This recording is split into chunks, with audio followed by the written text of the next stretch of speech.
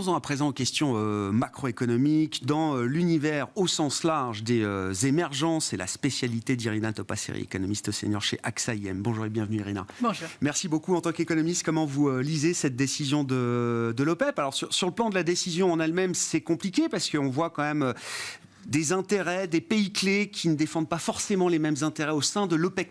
On le rappelle, hein, le cartel historique, traditionnel, ajouté de quelques pays producteurs clés comme la Russie aujourd'hui. Qu'est-ce que ça nous dit effectivement des intérêts, des enjeux des principaux pays producteurs et puis peut-être de l'enjeu spécifique pour l'Arabie Saoudite aujourd'hui? C'était compliqué parce que d'abord, ils avaient le choix entre rien faire et attendre à comprendre où vont les fondamentaux, parce qu'en fait, sur le plan des fondamentaux, les pays producteurs de pétrole, et notamment l'Arabie Saoudite, voient des signaux contraires. Donc on avait le plafond de la dette, on a la récession ou pas récession aux États-Unis, la Chine, ça monte, ça descend, qu'est-ce que ça fait, ça accélère ou pas. Même du côté du raffinage, par exemple de l'activité raffinage chinoise, on a l'impression que l'activité en Chine est plutôt bonne, ce qui n'est pas encore confirmé par les données macro. Le forage américain, par exemple, était en légère baisse. Donc en gros, ils ont tellement de signaux qu'ils auraient pu attendre. Sauf qu'effectivement, je pense qu'il y avait d'abord les positionnements, puis aussi une descente assez vertigineuse. Il y avait une dynamique de prix qui était quand même une alerte. Il a fallu répondre. Donc c'est peut-être aussi la raison pour laquelle l'Arabie Saoudite en prend pour elle seule. D'abord parce que les autres pays producteurs du cartel qui se sont engagés à des baisses de production ne les ont pas encore atteintes. Donc ça, c'est quelque chose que l'Arabie Saoudite dit, et je vous attends déjà à venir sur ce qu'on s'était dit avant. Donc déjà ça, il faut le faire. Et l'Arabie Saoudite enlève oui, bien sûr. Encore un peu pour arriver à quelque chose de ce que pour eux semble une situation plus stable. Il faut le rappeler que l'Arabie Saoudite doit implémenter sa vision 2030. Ouais. C'est une vision de moyen long terme, d'ailleurs, parce qu'ils ne vont pas s'arrêter en 2030, de tenter de limiter leur dépendance au prix du pétrole. Mais enfin bon, jusque-là, ça va se faire grâce au prix du pétrole. Donc, c'est-à-dire qu'il leur faut un niveau du pétrole, d'abord, moins de volatilité. Ça, c'est une première demande. Et un niveau adéquat pour que les recettes fiscales soient suffisantes pour pouvoir mettre tout ce plan où il va falloir investir dans d'autres industries. Donc ça, c'est une idée avec laquelle on a toujours frétillé sur le Golfe, parce qu'évidemment, c'est des économies quasi exclusivement pétrolière, donc il fallait qu'elle se détache. Mais finalement, somme toute, on ne l'a pas tellement vu. Et donc là, l'Arabie Saoudite semble être beaucoup plus engagée là-dedans. Et quand vous regardez le FMI qui fait des projections de break-even, donc du point mort fiscal et du point mort externe du pétrole, vous allez voir que l'Arabie Saoudite, elle est cette année à 80 et l'année prochaine à $75 le baril. Donc il leur faut ça, ne serait-ce que pour tenir leur balance fiscale neutre. Pas de problème sur la partie externe, évidemment, parce que là, le break-even est beaucoup plus bas. Ils sont autour de 40-45. Donc tous ces pays-là sont plutôt confortables. Donc je pense que dans le cas, si on s'extrait un peu de l'Arabie Saoudite et on se met au point de vue des émergents, je pense qu'un niveau du pétrole qui resterait là où il est aujourd'hui, si c'est ce niveau-là que l'Arabie Saoudite semble être plus à l'aise avec, il heurterait moins les producteurs de pétrole, qu'il donnerait plutôt un peu d'air aux importateurs, et notamment je pense à tous ces pays dans les pays émergents frontières qui sont très très pris de court. Et ben là vous allez aller sur des pays plus le Pakistan, le Sri Lanka. Enfin bon, c'est des pays où les choses sont difficiles, mais qui pourraient effectivement recevoir un petit peu d'air avec un prix de pétrole qui se stabiliserait plutôt sur un niveau bas, qu'on repartirait très fortement à la hausse. Alors que qu'est-ce qu'ils gagneraient eux? Un peu stabilité et puis ça, les surplus, un peu moins de surplus. C'est pas grave pour les pays du Golfe. Finalement, c'est plutôt pas mal piloté. Enfin, je dis pas que l'Arabie Saoudite pilote les prix du pétrole dans l'intérêt général. C'est leur intérêt et c'est normal. Mais au final, d'un point de vue global macro, ce qui se passe sur le pétrole, c'est plutôt pas trop mauvais pour tout le monde. Oui, tout à fait. Ça valide en quelque sorte l'existence de ce cartel qui par moment a été remise en question, effectivement. Donc il y a peut-être un petit peu de... je pense que à des pays pétroliers qui peuvent souffrir d'un pétrole faible, là, vous allez aller plutôt sur des pays comme Équateur, Nigeria. Ça, c'est des pays qui ont besoin de vraiment... ils sont dépendants de largement plus que les pays du Golfe. Donc on va descendre... Là, encore une fois, vous descendez sur ceux qu'on ne regarde pas tous les jours, mais qui ont des situations... plus fragiles encore. Plus fragiles. Qu'est-ce qu'on peut dire d'ailleurs peut-être en lien avec le pétrole et les matières premières de la reprise chinoise à ce stade? Donc c'est la question récurrente qui revient régulièrement, Irina. Alors il y a plein de manières d'essayer d'évaluer l'intensité de la reprise chinoise. On peut regarder ce qui se passe du côté de l'inflation. Déjà, l'inflation qui est quand même une fonction normalement de l'intensité économique avec la taille. Est-ce que la Chine est encore dans un risque déflationniste quand le reste du monde ne parle que d'inflation, à commencer par le Japon, qui était peut-être le pays plus déflationniste du monde il y a encore quelques mois. Il reste que la Chine. C'est très perturbant, non seulement de voir une inflation quasi nulle, on va dire, disons-le, mais surtout en décélération. Donc, alors même que les mesures d'ouverture sont quand même derrière nous. Alors, il y a des raisons assez particulières. Donc, on parle souvent en Chine du prix du porc. Alors, il faut savoir que c'est quelque chose de assez volatile et qui peut perturber beaucoup l'inflation. Mais au-delà de ça, donc on va enlever donc les bruits. Nous aussi, on a des bruits aux États-Unis sur le prix des voitures de deuxième main. Par exemple. Ça peut perturber profondément la donnée. La mesure statistique. Donc, on est assez habile pour comprendre ça. Donc, on va le laisser de côté. Il y a quand même une situation en Chine.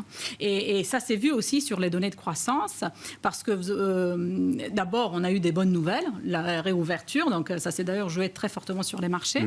Mais en fait, me semble-t-il, la réouverture dans sa force économique, en fait, elle s'est matérialisée au début de l'année, genre janvier. Donc ça vraiment, a été très concentré. Oui, très, très concentré. Et donc, effectivement, le premier trimestre a été vu très fort. Donc, il y a eu toutes les révisions à la hausse du consensus, en général, économique. Et derrière, on a des données mars, avril, cette semaine on aura le mois de mai, donc on les attend un peu avec impatience pour voir, mais effectivement avril.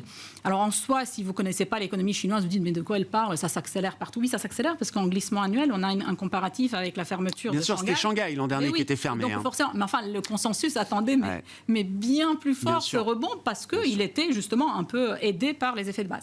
Et il a manqué à l'appel. Et je pense que le vrai sujet aujourd'hui, c'est le problème de la confiance. Il y a un problème de confiance.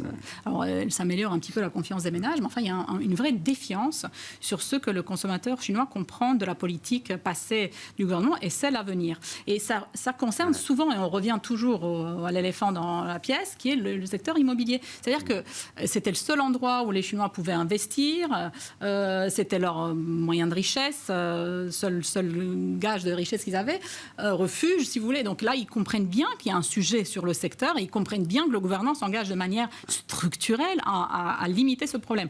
Donc même si aujourd'hui ils desserrent un peu les étaux qu'eux-mêmes ont serrés, on sent bien que l'envie n'y est pas, parce qu'en fait ils se disent et la prochaine fois qu'est-ce que je fais? Il y a un sujet très politique derrière ça, Irina, évidemment, mais du point de vue de la réaction, de la fonction de réaction des agents économiques chinois, du consommateur chinois, de l'épargnant chinois, il y a un avant-après. Il y a des schémas qu'on avait en tête il y a encore peut-être quelques années, pré-Covid, qu'on peut difficilement plaquer aujourd'hui dans ce contexte de réouverture, de sortie de crise sanitaire. On a même reparlé du Covid en Chine il y a quelques jours. Voilà, on remet un peu le nez sur les courbes. Bon, voilà. Mais la peur du virus, elle n'a pas totalement disparu, notamment de la population chinoise. Mais c'était une des raisons pour lesquelles nous n'avons pas révisé la croissance chinoise après le T1, en se disant, en fait, on s'était dit, il y a peut-être même une nouvelle vague au T2. Finalement, on ne l'entend pas, la vague. On entend effectivement des craintes. Mais l'idée n'était pas nécessairement qu'on aurait sachant qu'ils étaient peu vaccinés, une population assez vieillissante, un système de santé qu'on imagine bien qu'elle ne peut pas prendre en charge ce qu'on a vu chez nous, par exemple des vagues semblables. Mais somme toute, ça ne s'est pas tout à fait passé comme ça. Donc ça, c'était plutôt la bonne nouvelle. Mais on s'était dit, même un comportement défiant d'un consommateur qui se dit, il y a une petite vague, je sors moins, je consomme moins, je vais moins m'engager dans des dépenses, notamment dans des services où on attendait effectivement la reprise économique devrait se faire, comme chez nous d'ailleurs, par la consommation des services. Parmi les vieilles recettes chinoises, donc on met de côté la relance immobilière, etc. Il y a tout le domaine des investissements liés à la transition, et je crois que de ce point de vue-là, il n'y a pas d'inflexion, ça reste un sujet majeur. Quand on voit le niveau faible d'inflation dans les prêts à la production, notamment, quand on voit la faiblesse du yuan, de la devise face au dollar notamment, est-ce que la Chine peut compter sur la machine export ? Justement, c'est ça le problème, c'est que, par exemple, dans nos prévisions, même si tu avais un air positif un peu sur l'économie mondiale, nous, on se dit quand même que la remontée des taux passés, à un moment donné, va commencer à filtrer dans l'économie. Et donc, notamment dans l'économie occidentale, dans les économies occidentales. Donc, la demande d'importation des pays occidentaux devrait quand même fléchir. Donc, tout ce qui est pays émergents, en gros, qui sont les exportateurs, les producteurs de nos produits ici, vont être un tout petit peu en situation délicate. Et d'ailleurs, on l'a vu au-delà de la Chine, là, par exemple au Brésil, même en Inde, c'était plutôt sur les exportations nettes que ça tient encore la croissance. Donc on se dit, mais les prochains trimestres, alors que la consommation commence un peu à s'assagir, justement, les effets passés de la politique monétaire très restrictive dans les pays émergents dans leur globalité, on se dit qu'effectivement la Chine n'aura pas ce moteur des exportations, et au-delà du fait que par le fait de leur devise, ils devraient bénéficier d'une tarification et de leur manque d'inflation, d'une tarification intéressante sur les prix relatifs internationaux, il se rajoute le problème de tension internationale, où là, on va avoir... Qui annihile un peu le bienfait pour les termes de l'échange chinois. Donc il y a tout ce sujet que la globalisation en soi a voulu pousser, de dire que ça permettra justement une baisse du niveau général des prix en profitant des endroits qui produisent à plus bas coût. Et tout ça, c'est une logique qui aujourd'hui semble bien derrière nous. Dernière question, parce qu'on en parlait il y a 15 jours avec vous pendant la période d'élection en Turquie, Irina, et donc on a appris ce week-end que Erdogan, pour son nouveau mandat, rappelait l'économiste Mehmet Şimşek, qui avait été déjà ministre des Finances, vice-premier ministre pendant presque une dizaine d'années, je crois, entre 2009 et 2018. Est-ce que ça augure d'une stratégie économique différente ? J'espère. En tout cas, j'espère que la nomination est venue avec une sorte d'engagement de la part d'Erdogan de donner les clés de la maison, en tout cas pour la gestion économique, à Mehmet Şimşek. Sinon, je ne vois pas... Oui. Il veut, forcément, c'est un signe. Exactement. Et puis, si on se rappelle, il a été remercié justement quand on a commencé ce nouveau modèle économique et cette nouvelle, test, expérimentation. L'idée étant que quand on baisse les taux, ça va faire baisser l'inflation. Voilà. Alors, l'idée, en fait, c'est de baisser les... Alors, son idée... C'est tout pour la croissance. C'est tout pour la croissance, notamment des exportations. Donc, il avait quand même cette idée-là. Donc, si on baisse les taux, et on donne, en fait, et c'est ce qu'il a fait, on soutient les sociétés exportatrices, on va me réduire déjà ma balance courante, le problème, l'épine vraiment de l'économie turque, on va régler après, puis après les exportateurs vont embaucher, la croissance va continuer. Mais les salaires suivront. Il n'y avait pas l'inflation là-dedans, en fait, dans cette je comprends, dans ce schéma. Ce schéma ne s'est pas valu, en fait.